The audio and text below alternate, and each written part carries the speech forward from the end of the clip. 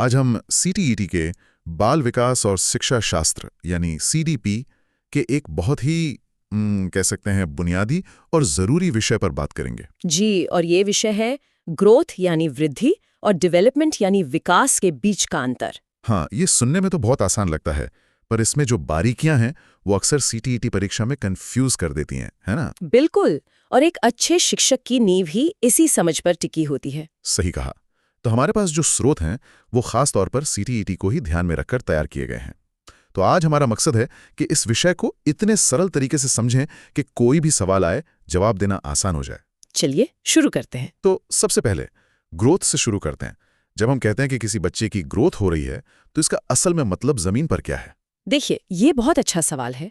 जब हम बाल विकास में ग्रोथ की बात करते हैं तो इसका संबंध सिर्फ और सिर्फ शारीरिक बदलावों से है। सिर्फ शारीरिक? हाँ, ये वो बदलाव हैं जिन्हें हम अपनी आंखों से देख सकते हैं और सबसे जरूरी बात, जिन्हें हम माप सकते हैं। अच्छा, जैसे डॉक्टर की क्लिनिक में जो ग्रोथ चार्ट होता है, हाँ, बच्चे की हाइट कितनी बढ़ी, वजन कितना बढ़ा, क्या ये सब ग्रोथ है? एकदम सही।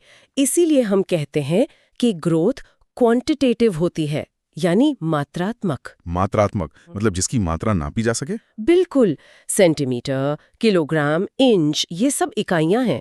ग्रोथ पूरी तरह से नंबर्स पर आधारित है। ये बच्चे के शरीर के स्ट्रक्चर यानी संरचना में बदलाव है। अच्छा, संरचना में बदलाव। और मुझे लगता है इसकी एक और खासियत है कि ये हमेशा नहीं चलती। सही कह रहा हूँ? आपने बिल्कुल सही पॉइंट पकड़ा है। ग्रोथ एक सीमित प्रक्रिया है। ये एक खास उम्र, जिसे हम मैच्योरिटी या परिपक्वता कहते हैं, वहां तक होती है और फिर रुक जाती है। हाँ, वो स्वाभाविक रूप से रुक जाती है। जैसे किसी की हाइट 20 या 21 साल के बाद बढ़ना बंद हो जाती है। ये ग्रोथ का रुकना है। तो ग्रोथ के बारे में 3 बातें साफ हो गईं। पहली, ये सिर्फ फिजिकल है। दूसरी, ये क्वांटिटेटिव यानी मेजरेबल है। और तीसरी, ये एक समय के बाद रुक जाती है। बिल्कुल, पत्थर की लकीर हैं ये 3 बातें। ठीक है, तो ये तो हुई ग्रोथ की बात। लेकिन जो सीखना समझना है वो तो कभी नहीं रुकता।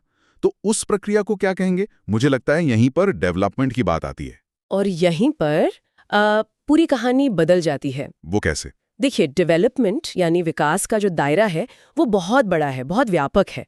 सच तो ये है कि ग्रोथ डेवलपमेंट का ही एक छोटा सा हिस्सा है बस। अच्छा। जी, जब हम विकास की बात करते हैं तो ये एक ओवरऑल चेंज है, सर्वांगीण परिवर्तन। इसमें सिर्फ शरीर नहीं बल्कि बच्चे के सोचने का तरीका, उसका व्यवहार, उसकी भावनाएं, उसके सामाजिक कौशल, ये सब कुछ शामिल है। एक मिनट, यहाँ एक कंफ्यूजन हो सकता है। अगर हम इसे ग्रोथ की तरह माप नहीं सकते तो हम कैसे जानते हैं कि डेवलपमेंट हो रहा है? किसी की समझदारी को कैसे मापें? बहुत जरूरी सवाल। और यहीं ग्रोथ और डेवलपमेंट का सबसे बड़ा फर्क सामने आता है। डेवलपमेंट क्वालिटेटिव होती है। क्वालिटेटिव यानी गुणात्मक? हाँ, क्वालिटी यानी गुण। आप किसी के सोचने की क्षमता को या उसके फैसले लेने की काबिलियत को किसी पैमाने पर नहीं माप सकते। हम इसका असेसमेंट या आकलन कर सकते हैं, पर मेजरमेंट नहीं। आकलन और मापन, इसमें क्या फर्क हुआ? मापन में हम एक नंबर देते हैं, जैसे 150 सेंटीमीटर।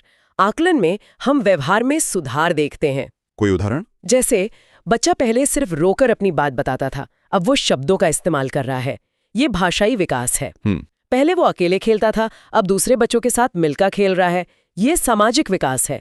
हम इन सुधारों को देख सकते हैं, महसूस कर सकते हैं, पर इन्हें किलोग्राम में नहीं तौल सकते हैं ना? बिल्कुल। और क्या विकास भी ग्रोथ की तरह एक उम्र के बाद रुक जाता है? बिल्कुल नहीं। यही तो दूसरा बड़ा अंतर है। डेवलपमेंट एक निरंतर, जीवन भर चलने वाली प्रक्रिया है। इसे वूम टू टूम्ब यानी गर्भ से कब्र तक चलने वाली प्रक्रिया कहते हैं। यानी हम हमेशा विकसित होते रहते हैं। हाँ, एक 70 साल का इंसान भी कोई नई भाषा सीख सकता है। ये डेवलपमेंट है जो कभी नहीं रुकता। तो अब तक जो हमने समझा उसे आमने सामने रखकर देखते हैं। ग्रोथ शारीरिक है, जबकि डेवलपमेंट सर्वांगीण है, मतलब ओवरऑल। ग्रोथ को मापा जा सकता है और वो सीमित है, जबकि डेवलपमेंट गुणात्मक है और जीवन भर चलती है। इसे एक उदाहरण से समझते हैं। अगर किसी बच्चे की हाइट बढ़ रही है तो वो ग्रोथ है। और अगर वही बच्चा बेहतर तरीके से सोच रहा है या लोगों से बेहतर व्यवहार कर रहा है तो वो डेवलपमेंट है। ये उदाहरण इस अंतर को बिल्कुल साफ कर देता है। वाह, सही। तो अब इस सारी समझ को परीक्षा के नजरिए से देखते हैं। सीटेट में इस पर किस तरह के सवाल आ सकते हैं? देखिए, सीधी सीधी परिभाषा वाले सवाल अब कम आते हैं। अब ज्यादातर सवाल एप्लीकेशन बेस्ड होते हैं। वो आपको एक स्थिति देंगे और पूछेंगे कि ये वृद्धि का उदाहरण है या विकास का। जैसे कि एक उदाहरण दे सकती हैं? जरूर। मान लीजिए सवाल आता है, एक 6 साल का बच्चा अब 3 पहियों वाली साइकिल की जगह 2 पहियों वाली साइकिल चला लेता है। यह निम्नलिखित में से किसका सबसे अच्छा उदाहरण है?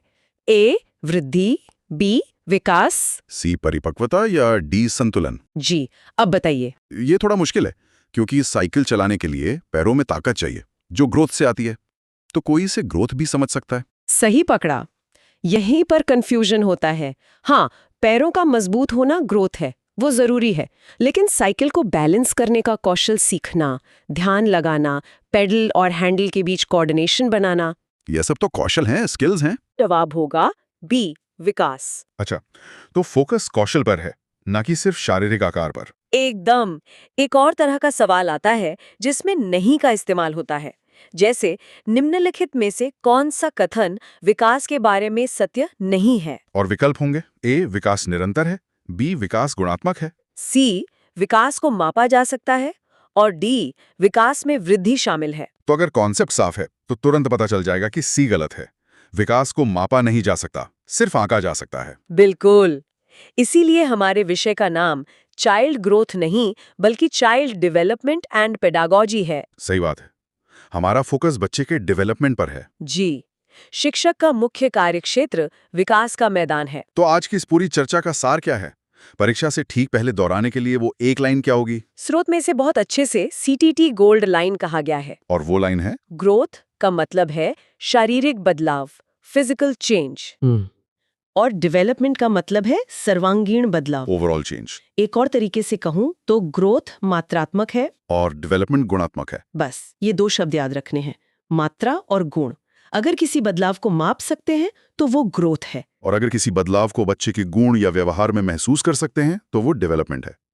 Growth is equal to physical and quantitative, development is equal to overall and qualitative.